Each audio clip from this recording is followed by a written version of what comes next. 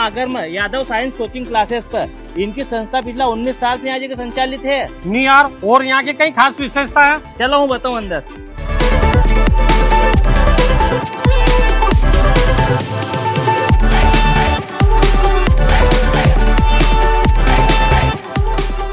नमस्कार, आप देख रहे हैं एमपी एक्सप्रेस लाइव टीवी। आज हमारे साथ में ये कहें कि आगर ज़िले में किसी पहचान के मोहताज नहीं है और 2006 से आगर ज़िला मुख्यालय पे कोचिंग की शुरुआत हुई। एक छोटा रूप लिया, आज काफ़ी बड़ा रूप लिया है और इस कोचिंग से और मतलब ये कहें कि कई लड़के आज अलग अलग फील्ड में, और चाहे इंजीनियर के या इंडियन आर्मी में या अलग अलग मतलब ये कहें कि विभाग के अंदर अपनी सेवाएं दे रहे हैं। ऐसे जो लोग प्यार से इनको गुरु कहते हैं, धर्मेंद्र यादव जी हमारे साथ में हैं।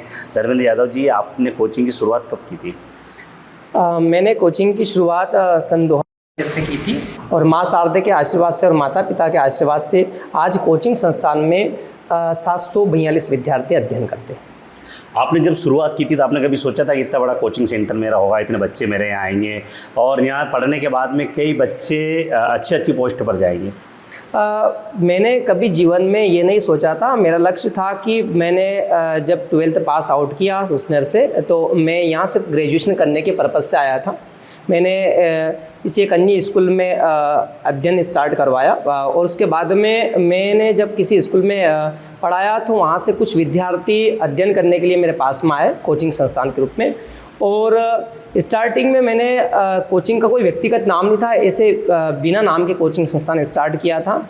लेकिन 2013 से मैंने कोचिंग संस्थान का एक व्यक्तिगत रूप से नाम दिया और आज वर्तमान में जो ये जनसंख्या कोचिंग संस्थान पे दिख रही, कहीं ना कहीं ये माँ शारदे का आशीर्वाद, माता पिता के आशीर्वाद से फलीभूत हुआ है। और उसी के साथ साथ मैं सिर्फ माँ शारदे का आशीर्वाद चाहता हूँ और हमेशा बना रहे, बस यही आशीर्वाद उनसे चाहता हूँ, माता पिता का आशीर्वाद बना रहे। हर व्यक्ति के जीवन में ये कहने कहीं एक गुरु होता है। आपके जीवन में जो इतनी बड़ी उपलब्धि मिली, कौन आपका गुरु, किसको आप गुरु मानते हो? देखिए, सबसे पहले तो मैं ये कहना चाहूँगा कि जो माता पिता है वो सबसे बड़े गुरु हैं, क्योंकि मुझे उन्होंने यहाँ छोड़ा है, घर परिवार को उन्होंने संभाला है। कहीं ना कहीं परिवार में, घर में है ना, कहीं ना कहीं एक बेटे की ज़रूरत होती है, लेकिन उन्होंने एक बहुत बड़ा त्याग किया है और इतने सालों से दूर रखा है। तो ये उसी का परिणाम है, माँ बाप के त्याग का। और सबसे पहले मेरे गुरु माता पिता ही हैं और उन्हीं को मैं अपने लिए सर्वश्रेष्ठ मानता हूँ। अगर बात की जाए तो अगर आपने माता पिता का आशीर्वाद, अच्छी बात है। आप एक गांव से निकल कर के जिला मुख्यालय पे एक बड़ी संस्थान कोचिंग का आपने संचालित कर रहे हैं। क्या अनुभव आपको यहाँ मिला है? किस टाइप के, कितने अंतिम छोर के परिवार के बच्चे आप तक आ रहे हैं, तो क्या अनुभव मिला आपको?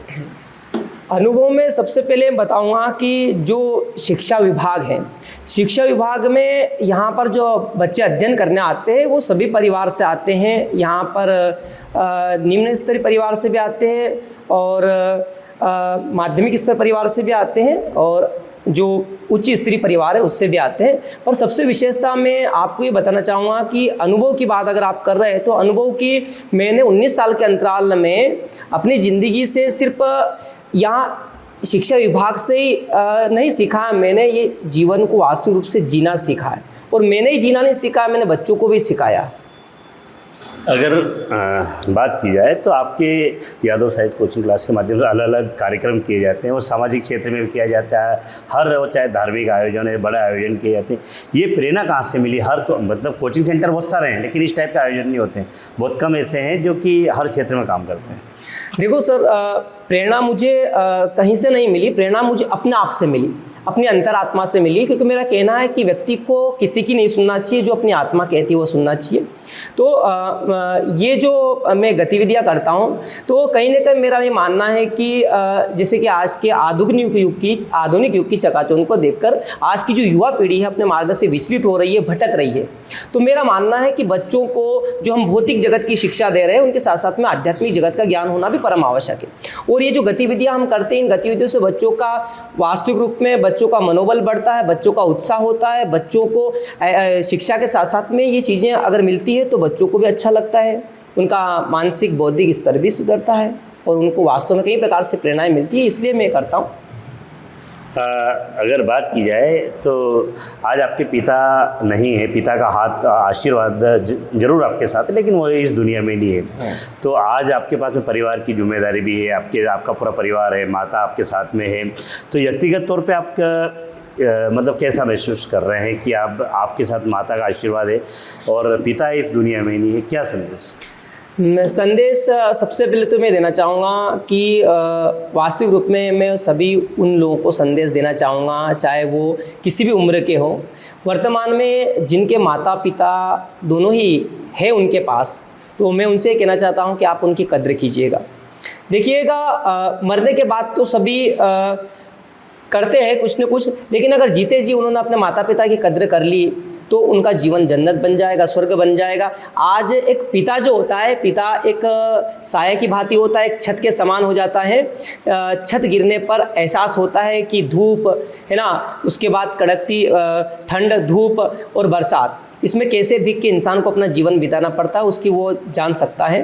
तो मैं सभी को अपने कोचिंग के माध्यम से एक प्रेरणा दूंगा कि अगर अपने माता पिता वर्तमान में है, अगर आपके साथ है, तो आप उनकी कद्र कीजिएगा, उनकी सेवा कीजिएगा, है ना, और इसमें आपका जीवन फलीभूत होगा।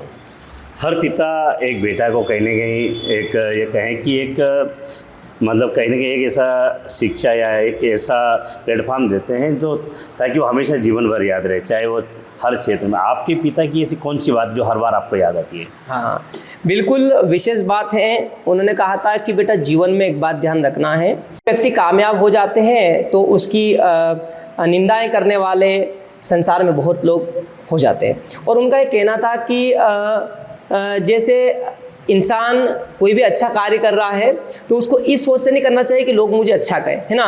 इंसान को अच्छे कार्य करते रहना चाहिए, लोग उसकी तारीफ करें या ना करें, क्योंकि उनका कहना था कि आधी से ज़्यादा दुनिया सोती रहती है, सूर्य फिर भी उदय होता है, वो याद नहीं करता। और यही बात हमेशा मुझे याद आती है उनकी, और इसी नक्शे कदम पर मैं चल के उनके आशीर्वाद से आगे बढ़ता रहूँगा। और बहुत खुशी होती है कि उन्होंने मुझे इतनी अच्छी बात सिखाई। कोचिंग को लेकर ये लास्ट प्रश्न, 19 साल का जो अनुभव है, आप क्या संदेश देना चाहेंगे यादव साइंस कोचिंग क्लासेस के? मैं ये संदेश देना चाहूँगा कि देखो, सबसे पहले तो ये बताता हूँ कि मैंने वास्तविक बात बता रहा हूँ, सत्य बात बता रहा हूँ कि मैंने बहुत स्ट्रगल किया, बहुत मेहनत की, और अपनी कोचिंग संस्थान लगभग 10 शिफ्ट पढ़ाना, 10 शिफ्ट यानी कि 10 घंटे लगातार, और 10 घंटे पढ़ाना ये बहुत बड़ी बात होती है। तो 10 घंटे में लगातार पढ़ाता हूँ, सुबह 7 से 7 तक पढ़ाता हूँ, शाम को बीच में 2 घंटे का आराम होता है। तो ऐसे 10 शिफ्ट लगती है, 10 बैच लगती है, 750 बच्चे आते हैं। और अपनी कोचिंग की एक विशेषता मैं आपको बताना चाहूँगा कि कोचिंग पे जो गरीब बच्चे हैं उनको निःशुल्क शिक्षा दी जाती है, लेकिन ऐसे बच्चे भी हैं जिनके माता पिता नहीं है, दोनों नहीं है, तो उन बच्चों के लिए निःशुल्क शिक्षा के साथ साथ कॉपी, किताबें, ड्रेस सभी कोचिंग संस्थान की तरफ से बिल्कुल निःशुल्क दी जाती है। और हम तो ये चाहते हैं कि माँ शारदे का इसी प्रकार से आशीर्वाद बना रहे और हम शिक्षा के क्षेत्र में इसी प्रकार से सेवा देते रहें, बस। ये थे हमारे साथ में यादव साइंस कोचिंग क्लासेस के डायरेक्टर धर्मेंद्र यादव जी, जिन्होंने ये कहें कि 2006 शुरुआत की और आज करीबन 700 से अधिक बच्चे इनकी कोचिंग संस्थान पर आ रहे हैं, यहाँ शिक्षा प्राप्त कर रहे हैं और अलग अलग प्लेटफॉर्म पर जॉब भी कर रहे हैं। इनको लेकर अगली अपडेट फिर आप तक पहुँच जाएंगे। नमस्कार, आप देखते रहिए MPX Plus Live TV।